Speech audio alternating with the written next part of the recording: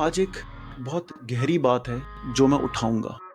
ये दर्द बहुत पुराना है। मर्द को रोना नहीं चाहिए। बचपन से सिखाया गया एक झूठा गुरूर जो ना आंसू बहने देता है, ना दिल हल्का होने देता है। हर बार जब दिल टूटा तो हंसी में छुपा लिया, जब कमजोर पड़ गए तो काम में उलझा लिया, और जब रोना आया तो कह दिया ठीक हूं यार। लोग कहते हैं अब जमाना बदल गया है। न्यू वर्ल्ड में हमें लगता है कि दिस इज एक्सेप्टेबल। मर्द रो सकता है, फीलिंग शो कर सकता है, पर सच में ऐसा है क्या? Let's talk truth. अच्छा चलो, अपनी ही बात करो। आपने कितनी बार सुना है ऐसा कि मर्द रो सकता है? एक दो बार या 50-100 बार? करोड़ों में जनता है। और कितनी बार आपने खुद से यह बात कही to motivate and boost your fake ego that मर्द रो नहीं सकता, हम कमजोर नहीं हैं, but today I want to get real. जो ज्यादातर मेन फील करते हैं बट हार्डली इसके बारे में बात करते हैं। और ये कोई लेक्चर नहीं है, ना ही किसी प्रकार का ब्लेम गेम है। एक दिन मैं कुछ काम से किसी से मिला एंड वी गॉट कनेक्टेड। उसकी शादी को 20 साल हो गए थे। A man with a stable wife and a stable life. लेकिन उसने जो एक बात कही ना, that really hit me hard. उसने कहा, कभी कभी मुझे ऐसा लगता है कि मेरे पेरेंट्स, मेरी बीवी, मेरे बच्चे मुझे जानते ही नहीं है। मतलब जो असल में मैं हूं, और मुझे कभी उन्हें कुछ कहने की हिम्मत भी नहीं होती। And this situation is not only of him, this is of most of the people so called main. चलो बचपन की तरफ जाते हैं। आप खेल रहे थे, यू फॉल, आप गिर गए और आपके घुटनों पर चोट लगी। आपने रोना शुरू किया, but what do you here?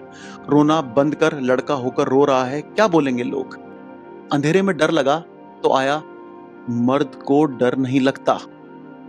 Feeling low, why are you acting like a girl? पहले दिन से हमें बस यही सिखाया गया कि एंगर और प्राइड पर हमारा जन्म सिद्ध अधिकार है, उसके अलावा और कोई भी इमोशन लड़कों के लिए नहीं है। We are taught to be strong, to never show weakness and to always man up. चलो मर्द बनो, मर्द को दर्द नहीं होता। एंड हम हो गए वैसे। हमने अपनी सोच पर एक बड़ी सी दीवार बना ली और बन गए सो कॉल्ड मर्द। पर सच पता है क्या है? वो जो इमोशंस थे ना, वो कहीं गायब नहीं हुए। वो दर्द, वो डर, वो रोना, वो कहना, वो बस दबे रह गए अंदर। You are not allowed to cry. वो जो दुख था वो गुस्सा बन गया, एंगर बन गया, या फिर कहीं जाकर सुन्न हो गया।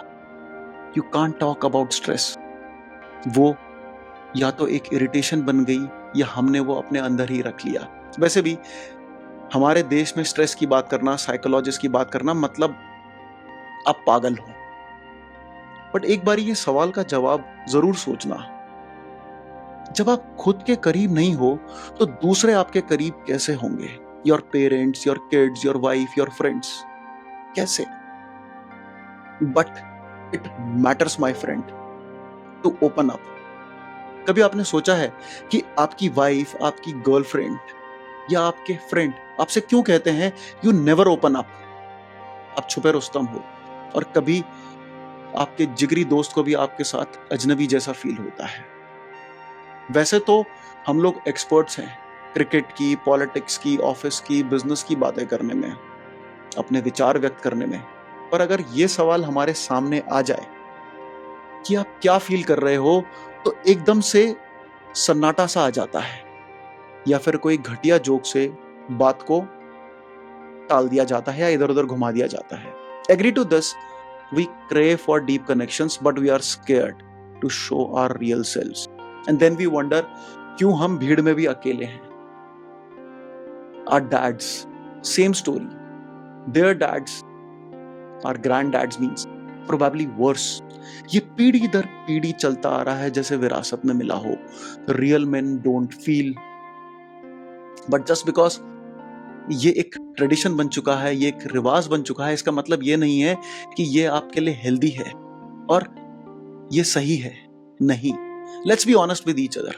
We are not scared of being weak, but हमें डर लगता है कि अगर हमने अपनी फीलिंग्स दिखा दी तो लोग हमें जज करेंगे, दे मे लीव अस, और या फिर इसे हमारे अगेंस्ट यूज करेंगे।